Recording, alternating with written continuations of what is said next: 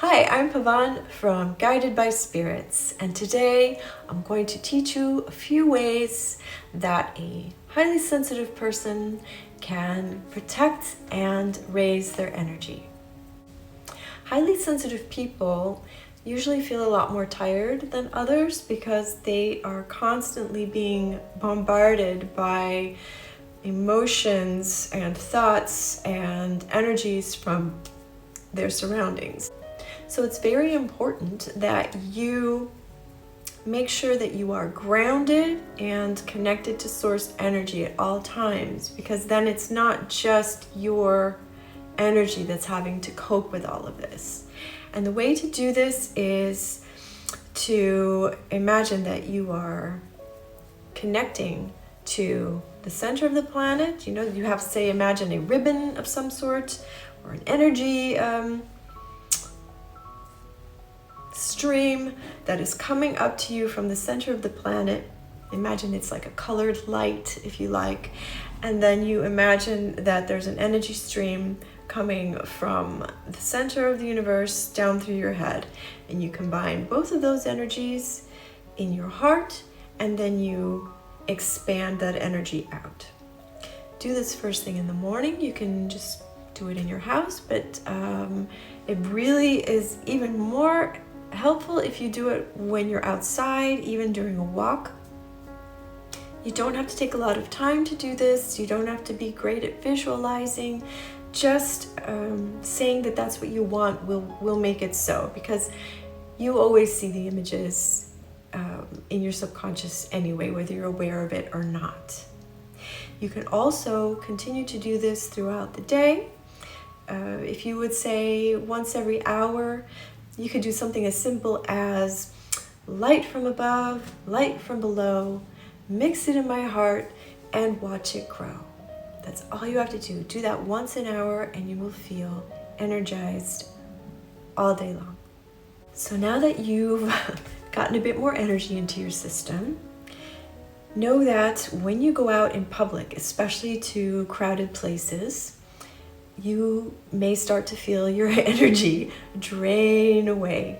And what that is that the people around you, not consciously, are actually sucking your energy out. And not only that, you also have these people really close to you that you are reading even more easily than, say, like the basic collective energy. So what you really want to do is have a protective shield for that. What you do is, before you go out, you imagine that you are surrounded by a ball or an egg, whatever you want to call it, of white protective light.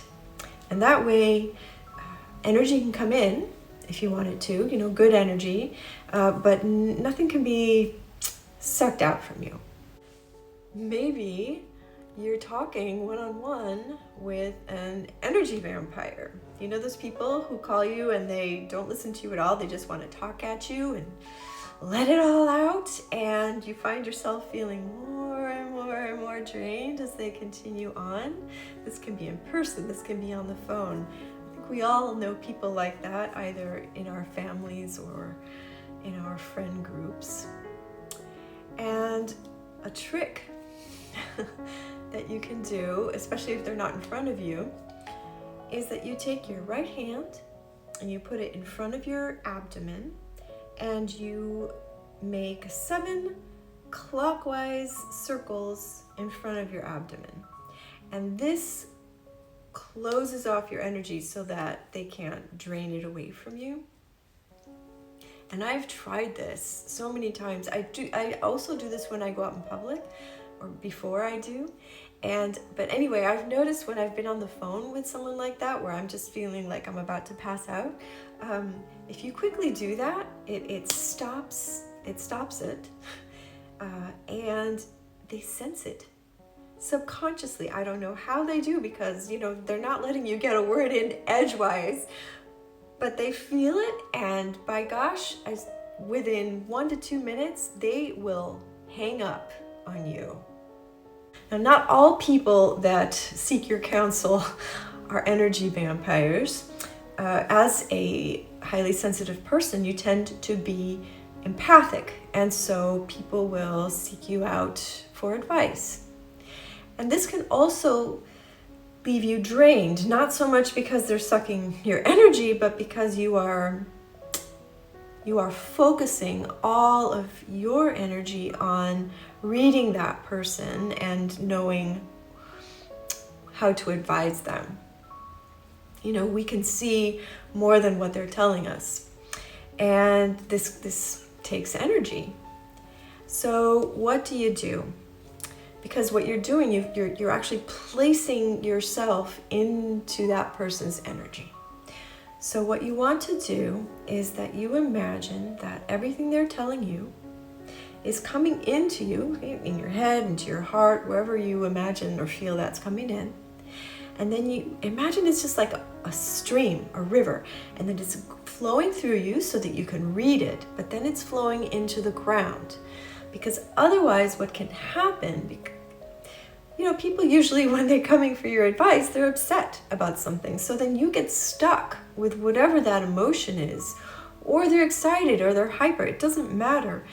Whatever that emotion is can get stuck in you because you've been so fully focused and so fully immersed in it so that you could read it. So just imagine it's flowing out. It's into you, you're helping, you're healing, but then it's flowing down into the ground and out of your energy field. If you forget to do this while it's happening, you can also do it afterwards. You can just imagine, a lemony shower is going through your body and clearing away the other person's energy. You can even take a real shower and clear it away if you have the time, or you can smoke yourself.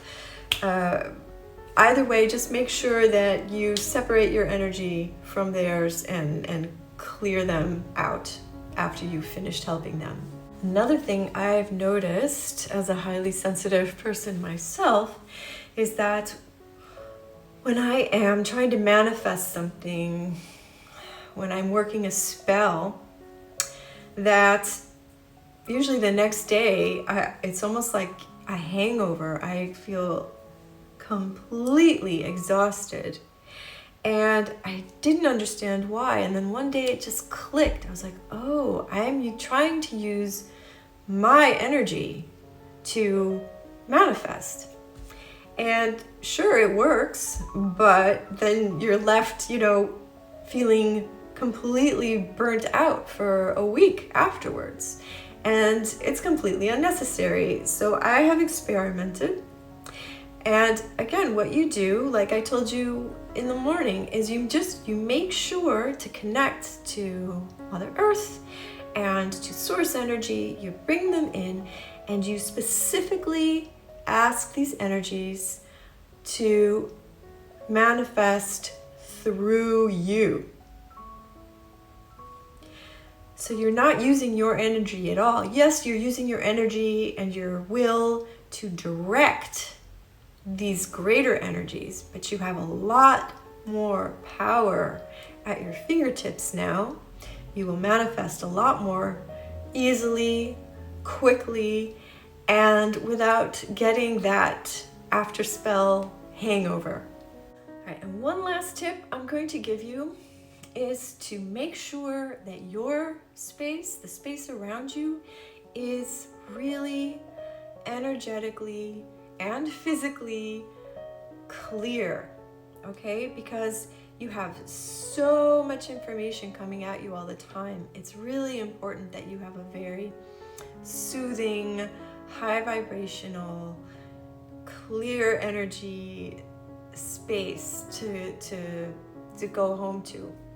So, you do that by keeping things clean. You can smoke your house. I like to walk the perimeter of my ground floor with some Palo Santo, smoke it out. That will clear the energy. Open your doors and your windows every morning or whatever time you want, and just bring in some fresh air and say, bring in the good energy, throw out the bad energy or the heavy energy. You can clap. You can go around, walk over the perimeter of your house inside and clap. And wherever you hear like more of a dead thud, that's where you clap some more. And once it sounds normal again, you keep going. That will also clear the energy. You can clean. I'll save that for another video actually. There's a special formula I have that I use to clean the corners, the windows, the floors, spray that will actually clear and uplift your energy in the house. But I'm getting ahead of myself. I will make another video about that. So I hope that these tips will be helpful to you. If you enjoyed this video, I would love it if you would leave me a like and subscribe to my channel. I upload every Friday and Sunday. And just remember, the world is full of magic, and so are you. See you next time.